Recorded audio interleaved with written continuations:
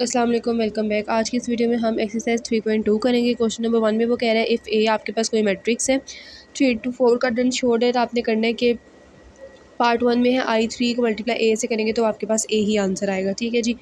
अब आप ए ले लेंगे, सबसे पहले ए मैट्रिक्स लिखेंगे A11 A12 A13 A21 A22 A23 A31 A32 A33। इसी तरह I3 मैट्रिक्स ले लेंगे। नेक्स्ट आप उसको जो है वो वैल्यूज़ लिखेंगे, लेफ्ट हैंड साइड ले लें। I3 लिख का मैट्रिक्स लिखेंगे, ए से उसको मल्टीप्लाई कर देंगे। मल्टीप्लाई करने के बाद जो है वो आप उसको फर्दर सॉल्व करेंगे तो आपके पास जो मैट्रिक्स आंसर में आएगा वो आपके पास ए आएगा। तो आप लिख सकते हैं कि from right hand side and left hand side I3A equals to A.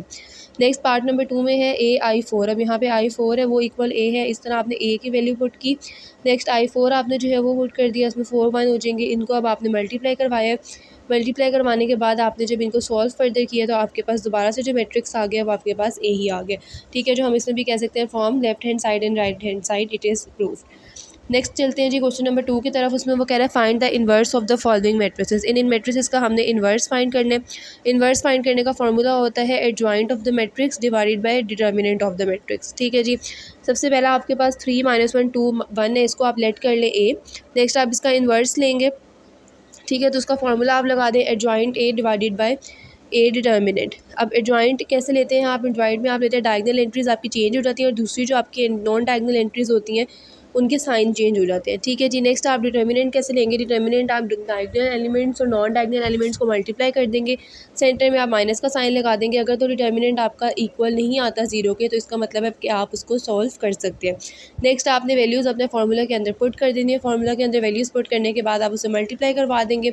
Multiply करवाने के बाद आपके पास इन्वर्स आ जाएगा। सेकंड पार्ट में भी सिमिलर इसी तरह ही है, उसको आप बी का नाम दे दें और नेक्स्ट आपने जो है डिटर्मिनेंट ले लिया, एडजॉइंट ले लिया, वैल्यूज़ पुट कर दी है, मल्टीप्लाई कर दिया। मल्टीप्लाई करने के बाद आपके पास इन्वर्स आ गया।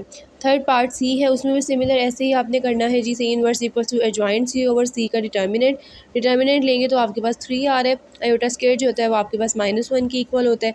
फिर आप एडजॉइंट ले लेंगे। एडजॉइंट कैसे लेते हैं? डायगनल एलिमेंट्स जो है उनको वैल्यूज़ को चेंज कर देते हैं, क्रॉस चेंज कर देते हैं और जो नॉन डायगनल एलिमेंट्स होते हैं उनके साइन चेंज हो जाते हैं। नेक्स्ट आपने वही अपना फार्मूला दोबारा से लिखा है। फार्मूला लिखने के बाद आप फार्मूला के अंदर जो है वो वैल्यूज़ पुट कर देंगे जॉइंट ऑफ सी की और सी डिटर्मिनेंट की। फर्दर आप उसको मल्टीप्लाई करेंगे। मल्टीप्लाई करने के बाद आपके पास जो है वो सी का इन्वर्स आ जाएगा। पार्ट 4 में आपके पास जो है वो डिटर्मिनेंट जब आप लेंगे तो आपका आंसर जो है वो ज़ीरो आता है।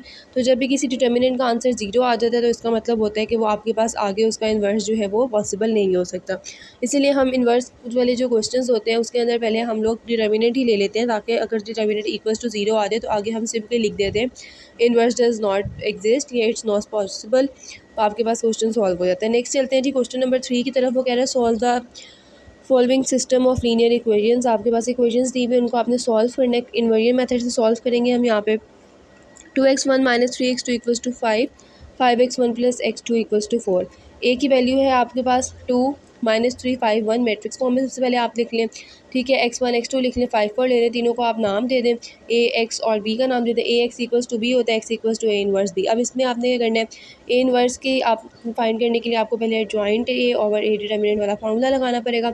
उसके लिए आप क्या करेंगे? सबसे पहले ए का डिटर्मिनेंट लेंगे, नेक्स्ट जॉइंट ले लेंगे। जॉइंट लेने के बाद आप उसके अंदर वैल्यूज पुट कर देंगे। वैल्यूज पुट करने के बाद आप जो है वो मल्टीप्लाई कर देंगे। मल्टीप्लाई करने के बाद 1/17 को फिर अंदर मल्टीप्लाई कर देंगे और आपके पास x1 की वैल्यू 1 आ जाएगी और y1 की वैल्यू जो है वो आपके पास -1 आ जाएगी। नेक्स्ट चलते हैं जी पार्ट नंबर 2 के अंदर। पार्ट नंबर 2 जो है वो उसमें आपको वो कह रहा है कि 4x1 + 3x2 इक्वल्स टू 5 है और 3x1 - x2 इक्वल्स टू 7 है। इसमें भी आपने सबसे पहले मैट्रिक्स फॉर्म में लिखना है। मैट्रिक्स फॉर्म में लिखने के बाद आपने उनको जो है वो नाम दे देना। नाम देने के बाद आपने डिटर्मिनेंट लेना। डिटर्मिनेंट के बाद जॉइंट फाइंड कर लें। जॉइंट के बाद फार्मूला के अंदर जो है वैल्यूज़ पुट कर दें।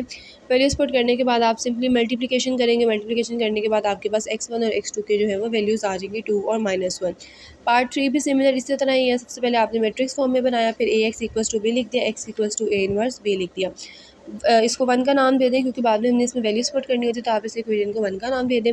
नेक्स्ट आप क्या करेंगे? मैट्रिक्स आपने बना लिए थे तो उसके बाद आप उसको नेम दे देंगे। नेम देने के बाद आपने वही डिटर्मिनेंट लिया है। डिटर्मिनेंट के बाद जॉइंट लिया है। जॉइंट के बाद ए इनवर्स वाले फार्मूला में पुट कर दिया। नेक्स्ट आपके पास ए इनवर्स की वैल्यू आ गई, तो आप सारी वैल्यूज़ को जो है वो 1 के अंदर पुट कर देंगे।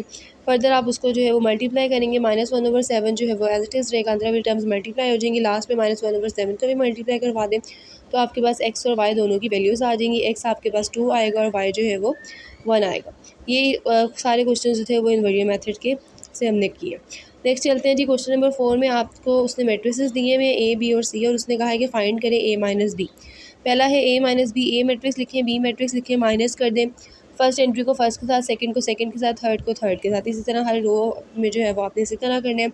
आंसर आपके पास -1 -2 3 2 -1 1 0 -2 3। इसमें बस ध्यान आपने रखना माइनस माइनस प्लस होता है, जहाँ पे वो आएगा आप उसको जो है वो आंसर को प्लस कर देंगे। नेक्स्ट पार्ट 2 है जी, बी माइनस ए। पहले आप बी लिखेंगे, फिर आप ए लिखेंगे, नेक्स्ट आप इनको जो है वो वैसे ही सब्ट्रैक्ट कर देंगे। सब्ट्रैक्ट करने के बाद आपके पास आंसर आ जाएगा 1 2 -3 -2 1 -1 0 2 and -3।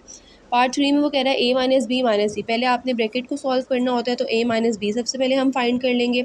A minus B find करेंगे तो -1 -2 3 2 -1 1 0 -2 और 3 हमारे पास जो है वो आ गया। नेक्स्ट आप जो है वो उसको फॉर्मूले के अंदर पुट करें और आपके पास आंसर आ जाएगा।